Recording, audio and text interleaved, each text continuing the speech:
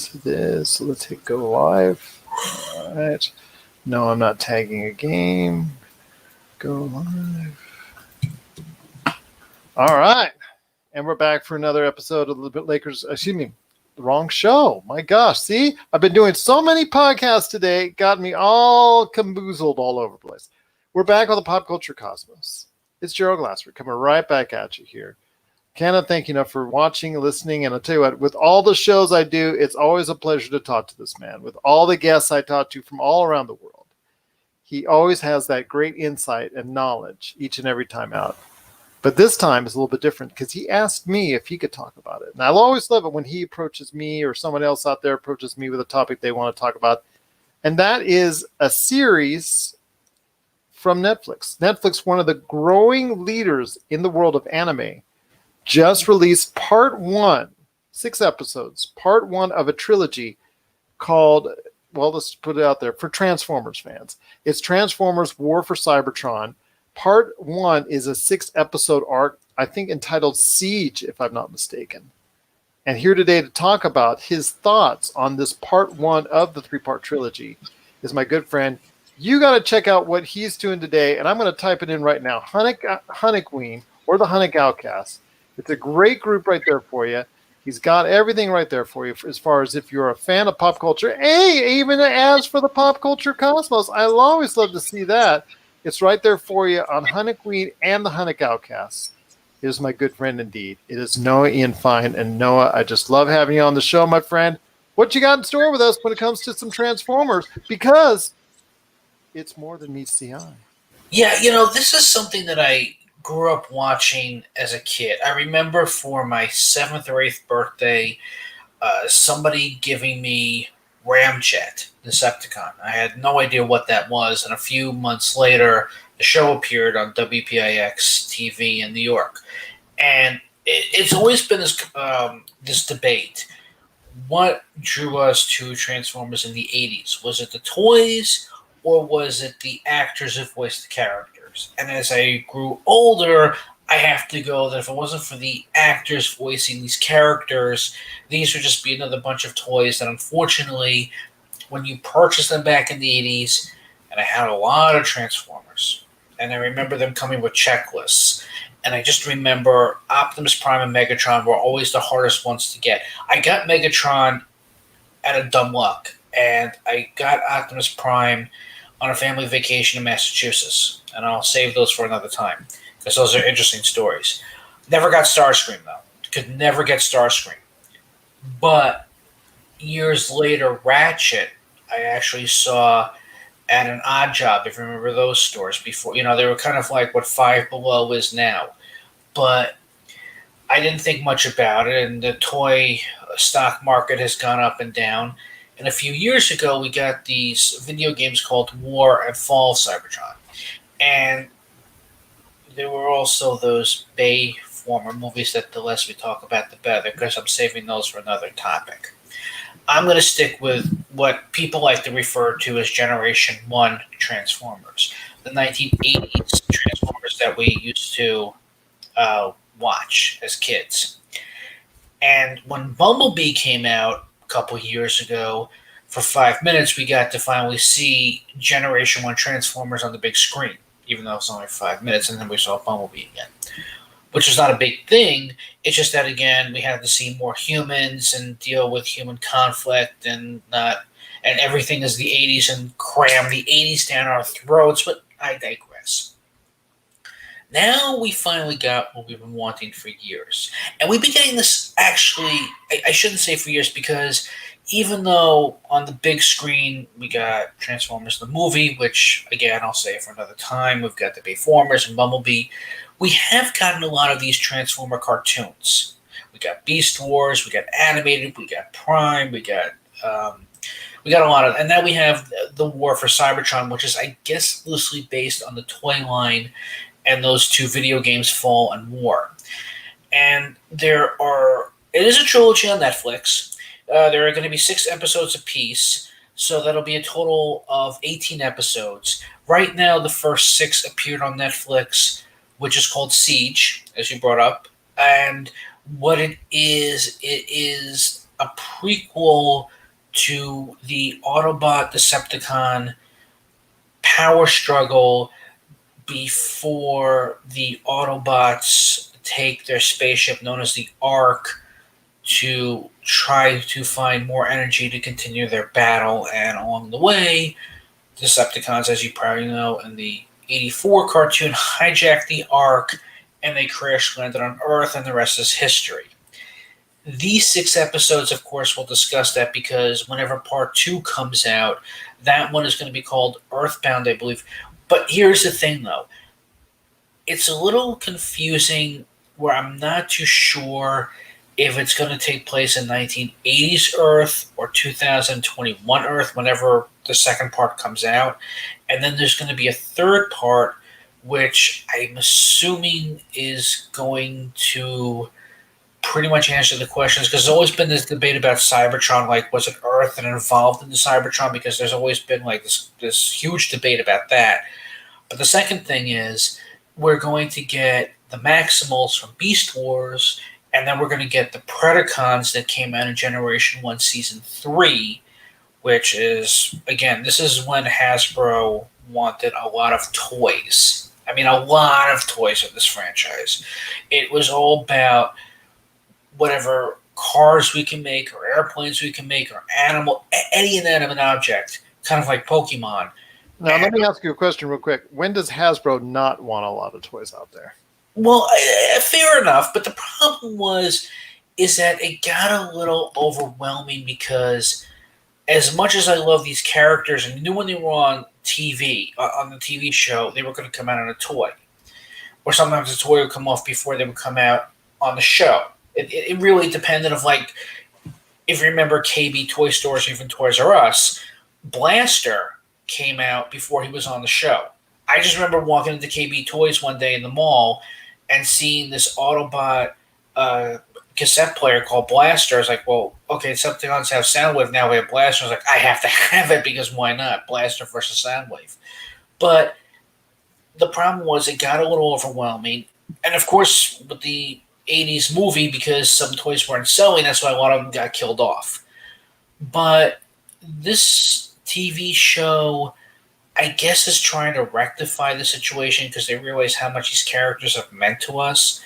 So what I do appreciate about this Netflix series, we're getting robots versus robots, which we should have gotten from the movies. We're getting the G1 counterparts that we should have gotten from the movies. And we're also getting an interesting arc with Bumblebee where he's actually talking. You know, he just doesn't have his throat ripped out and, communicating through a radio. And Bumblebee, I find in the series is great because he has his own little arc to him.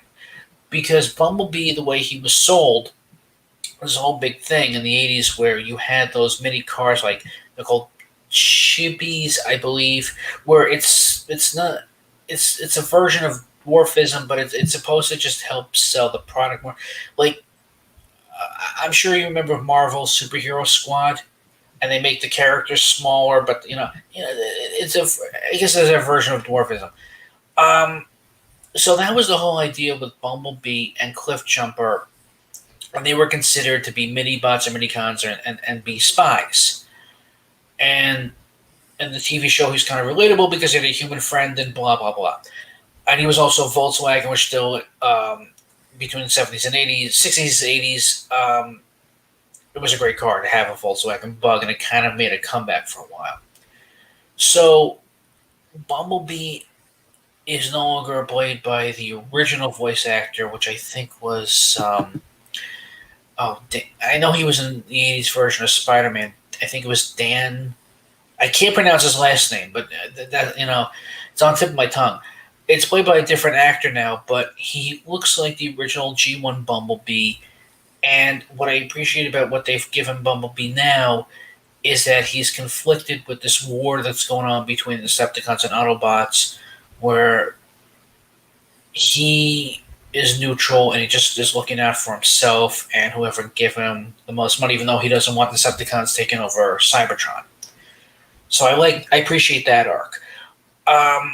Prime looks like Prime, as I said in G1.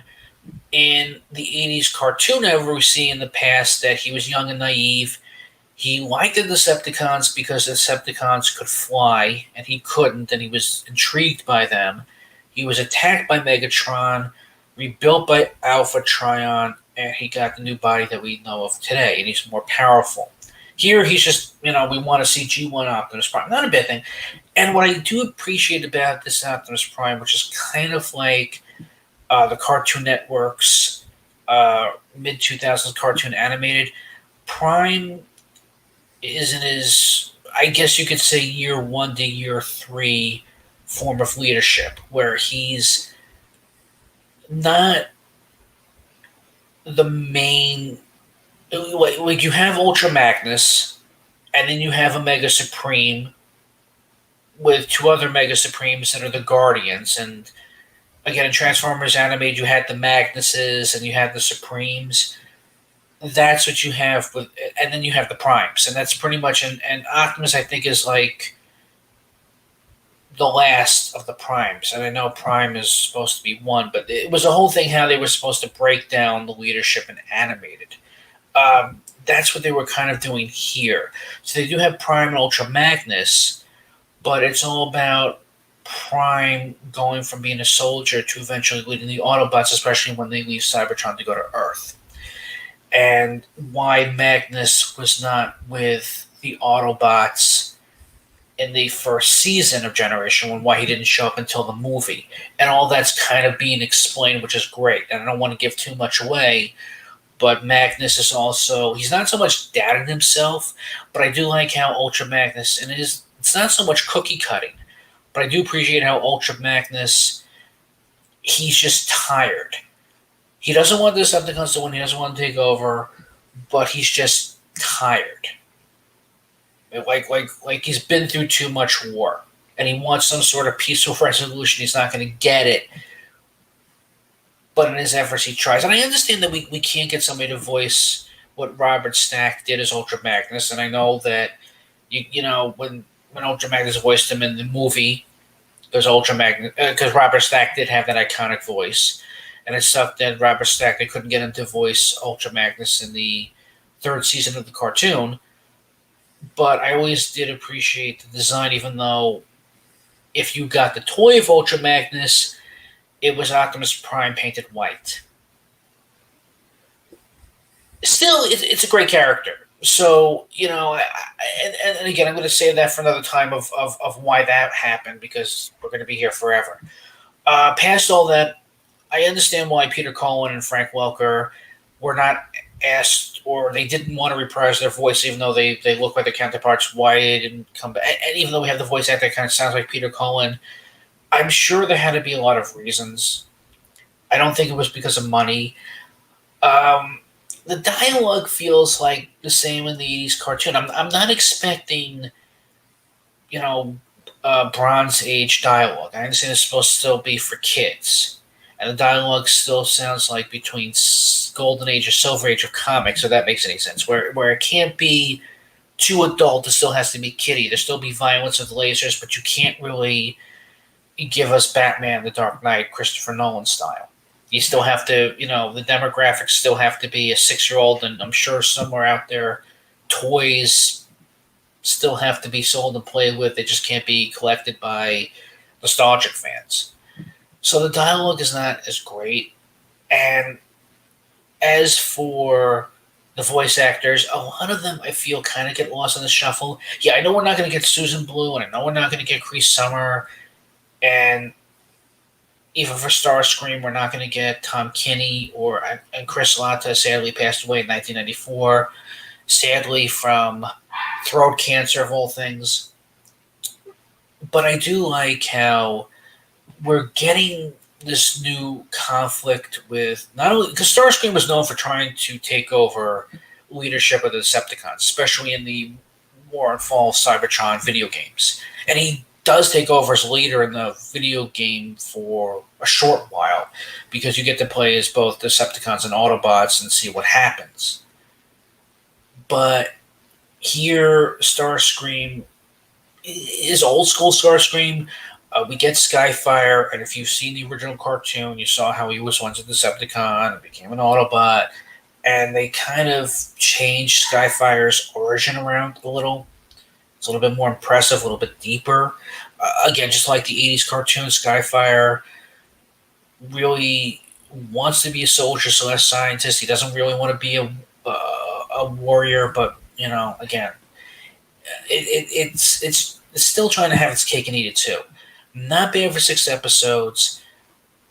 I'm split down the middle at times with the dialogue, and the episodes are not webisodes. I mean, they're 22 minutes apiece. They're a little short. They're satisfactory. I just kind of wish, though, at times with some of the voice actors, because I know some of them still would want to work or not, just some nitpicky. I know some people are nitpicky with Ratchet and nitpicky with Alita 1, which is supposed to be Prime's girlfriend, and why isn't RC in the picture yet? And they could have probably gotten a better voice actor for this character and that character, and why they killed that one off quickly, which I'm not going to give away who and why. But all in all, it's a lot better than I thought it was going to be.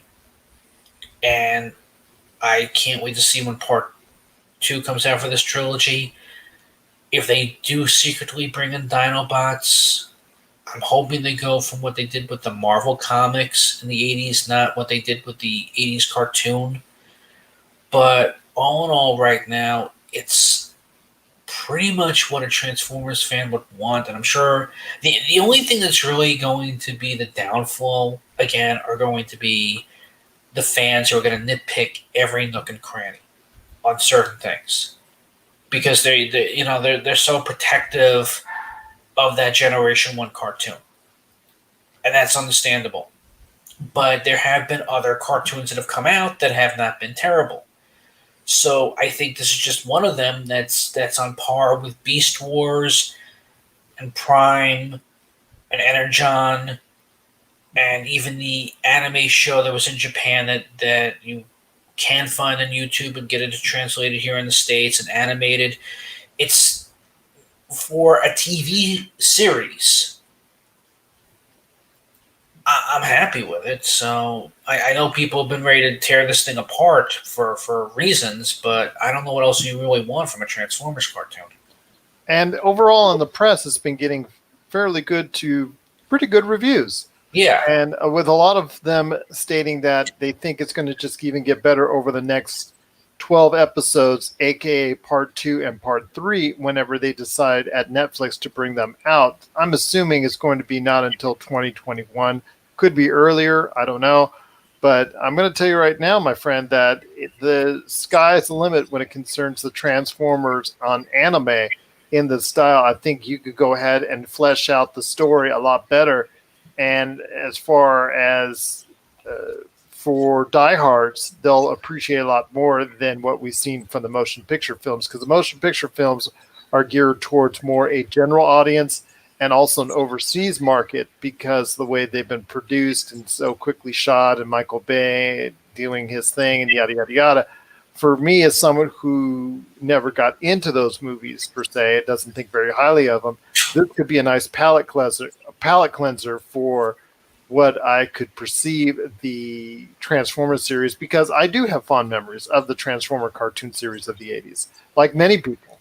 And the storytelling then was compelling, and to go back into it now, into this type of anime, is very appealing to me because of the type of compelling story and narrative it's trying to tell. Yeah, I mean, again, as I said, a lot of interesting 80s cartoons, and a lot of them are very toyetic, which means that you can make anything into a toy. But again, these characters, when done right and written right, meant a lot to me. The Bayformers films, I saw the second one in a drive-in, and there was actually road rage after 10 minutes. Fans wanted to get out of that drive-in. The fifth movie, the whatever that one was, where Unicron was supposed to make an appearance before Bumblebee came out. There were a lot of elderly people, and they were grandparents. They used to be parents, And like with my parents, they would buy the toys, and they didn't understand like who would get into these Bayformer films. I feel the Transformers could be done well on the big screen, but you have to make them the Generation 1 counterparts. You can't keep shoving humans in and having a story about the humans. It just, I don't care about Sam Witwicky getting the girl or whatever, from Pitch Perfect, whatever that was, that she lost her dad and blah, blah, blah. I don't care. I want to see robots battling robots. And I think that would be great in 3D IMAX. And even if you can't bring back Colin and Welker, which would suck, you can do this correctly. But they are rebooting in some form or fashion, obviously outside of Bumblebee and all that, and the limited success as far as money-wise, but critical success because it's well thought of as being the best of the live-action Transformers films, even though it didn't garner as much financial success.